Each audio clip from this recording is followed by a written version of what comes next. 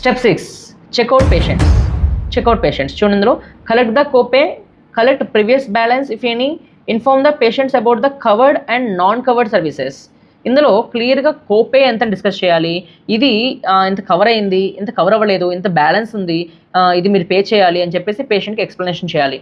Take signatures to release information to insurance. ఈ యొక్క చేసిన డేటా మొత్తాన్ని ఇన్సూరెన్స్కి ఈ యొక్క ఇన్ఫర్మేషన్ మొత్తాన్ని రిలీజ్ చేయాలి. Step 8, prepare insurance claims and submission. Insurance క్లెయిమ్ని ప్రిపేర్ చేయాలి, దాన్ని సబ్మిట్ చేయాలి. ఇది మెడికల్ బిల్లర్ యొక్క బాధ్యత. ఇక్కడ చూడండి రాయబడింది, medical biller has to enter the medical codes into PMS ఫామ్లో మెడికల్ బిల్లరు ఆ యొక్క మెడికల్ కోడ్స్ని ఎంటర్ చేయాలి.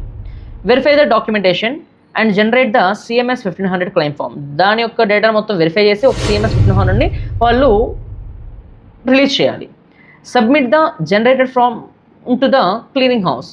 ఈ యొక్క ఏదైతే మొత్తాన్ని సబ్మిట్ చేసిన తర్వాత సిఎంఎస్ 1500 ఫామ్ వచ్చిందో దాన్ని వాళ్ళు క్లియరింగ్ హౌస్కి సబ్మిట్ చేయాలి. If the errors in the claims and clearing house will reject the claim. ఇక్కడ కానీ ఏమైనా ఎర్రర్స్ వచ్చినట్లయితే ఆ యొక్క క్లియరింగ్ హౌస్ అనేది ఈ యొక్క ఫైల్ని రిజెక్ట్ చేస్తుంది, మేము దీనికి పే చేయము అని చెప్పేసి.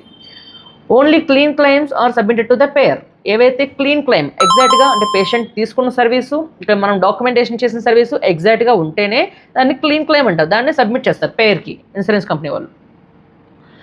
Whenever a patient has more than one insurance policy, the primary insurance is billed first, then the balance is billed to the secondary insurance with the primary insurance payment information. ఒకవేళ పేషెంట్కి 2 కానీ 3 కానీ insurance companies ఉన్నట్లయితే first ఏది pay చేయాలో దానితో pay చేయించుకొని దాని ద్వారా రిమైనింగ్ అమౌంట్ని సెకండ్ ఇన్సూరెన్స్, టెర్షరీ ఇన్సూరెన్స్ వాళ్ళు పే చేస్తారు.